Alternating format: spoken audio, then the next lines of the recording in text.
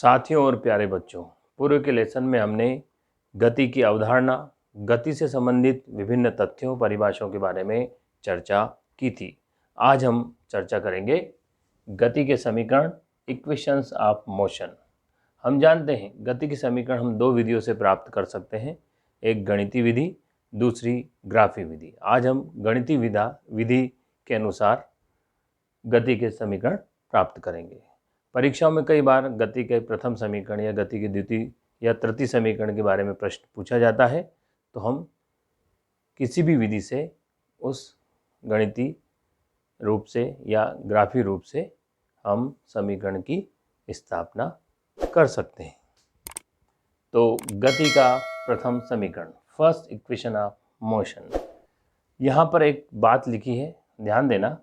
माना कोई वस्तु सीधी रेखा में एक समान त्वरण से गति कर रही है। इसमें शब्द बहुत महत्वपूर्ण है। सीधी रेखा मतलब सरल रेखा में गति कर रही है, जैसे सीधी सड़क पर कार की गति। एक और शब्द है एक समान त्वरण। एक समान त्वरण का अर्थ है वस्तु के वेग में परिवर्तन समान समय अंतराल में समान रूप से होता है, उसे हम एक समान त्वरित गति कहते हैं। तो यहाँ पर माना कोई वस्तु सीधी रेखा में एक समान त्वरण से गति कर रही है। यदि वस्तु का प्रारंभिक वेग u है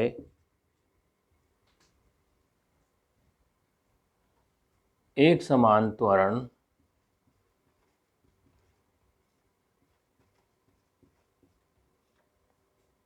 a के कारण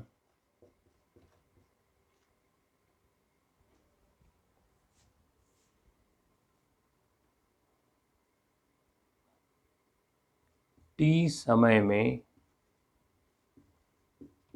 वस्तु का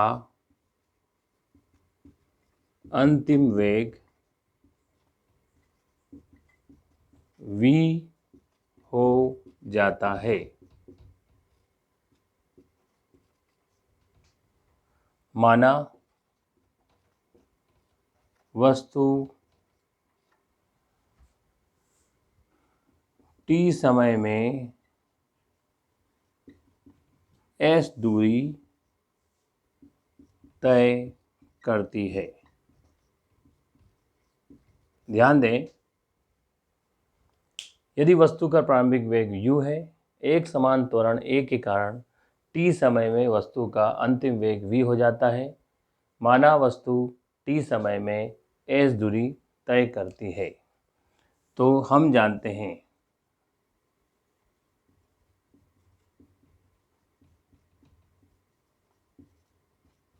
त्वरण की परिभाषा से त्वरण बराबर वेग में परिवर्तन बटे समय। यहाँ ध्यान देने की आवश्यकता है, वस्तु का प्रारंभिक वेग u है, त्वरण एक समान त्वरण a के कारण t समय में वस्तु का अंतिम वेग v हो जाता है, अर्थात a बराबर वेग में परिवर्तन v माइनस u बटे समय t, या at बराबर v माइनस u। पक्षांतर कर सकते हैं, या v माइनस u बराबर at, या v बराबर u प्लस at। समीकरण नंबर 1। यही गति का प्रथम समीकरण, यही गति का प्रथम समीकरण है। स्पष्ट है। त्वरण की परिभाषा से हम जानते हैं वेग में परिवर्तन बटे समय। a बराबर वेग में परिवर्तन v माइनस u बटे t।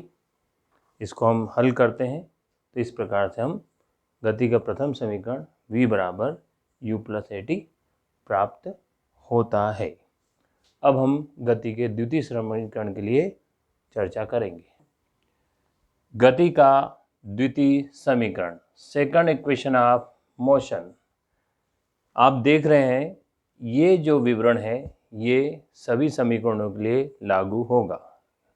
पुनः ध्यान दें, माना कोई वस्तु सीधी रेखा में एक समान त्वरण से गति कर रही है। यदि वस्तु का प्रारंभिक वेग u है, एक समान त्वरण a के कारण t समय में वस्तु का अंतिम वेग v हो जाता है। माना वस्तु t समय में s दूरी तय करती है। हम जानते हैं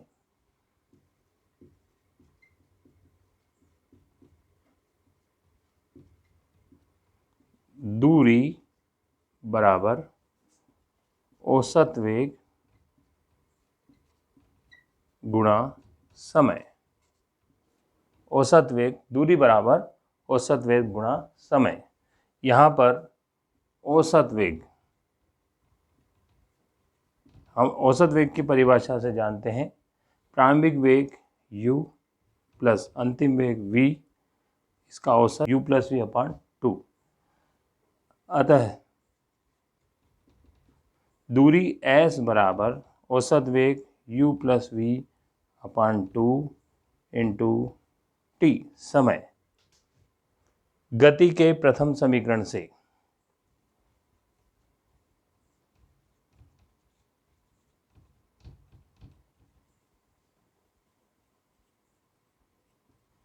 हम क्या जानते हैं? गति के प्रथम समीकरण से v बराबर u प्लस ए टी मान रखने पर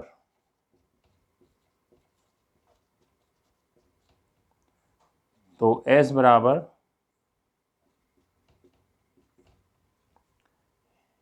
u प्लस v का मान रखा यहाँ से u plus A T upon bracket close upon 2 into T. इसको सोल्व करें, या s बराबर 2u plus A T upon 2 into T. इसको और सोल्व करें, s is equal to 2u into T upon 2 plus A T square upon 2। इसको हल करने पर s बराबर 2 से 2 cancel, U T plus half ए टी स्क्वायर प्राप्त होता है। क्योंकि इसको हम नए सिरे से प्राप्त कर रहे हैं इसलिए यहाँ पर समीकरण नंबर 1 और इसको समीकरण नंबर 2 कहेंगे। यही गति का द्वितीय समीकरण है। द्वितीय समीकरण है।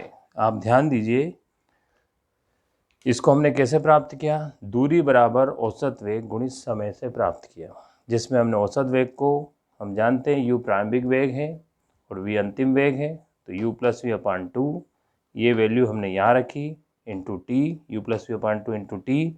गति के प्रथम समीकरण v बराबर u प्लस ए टी का हमने प्रयोग किया। मान रखने पर और इसको हल करने पर हम ध्यान से देखेंगे कि हमें द्वितीय समीकरण s बराबर यू टी प्लस हाफ ए टी स्क्वायर प्राप्त होता है। अब हम तृतीय समीकरण के बारे में चर्चा करेंगे। गति का तृतीय समीकरण, थर्ड इक्वेशन ऑफ मोशन। इसमें भी इसी प्रकार से विवरण हम प्रयोग करेंगे। माना कोई वस्तु सीधी रेखा में एक समान त्वरण से गति कर रही है। यदि वस्तु का प्रारंभिक वेग u है, एक समान त्वरण a के कारण t समय में वस्तु का अंतिम वेग v हो जाता है। माना वस्तु t समय में s दूरी तय करती है। हम जानते हैं दूरी बराबर औसत वेग गुणित समय। औसत वेग बराबर u प्लस वी अपान 2, इसलिए s बराबर औसत वेग u plus V upon 2 into समय t। अब हम उपयोग में लाएंगे गति का प्रथम समीकरण, अर्थात गति का प्रथम समीकरण से हम देखें, हम जानते हैं v बराबर u प्लस ए टी।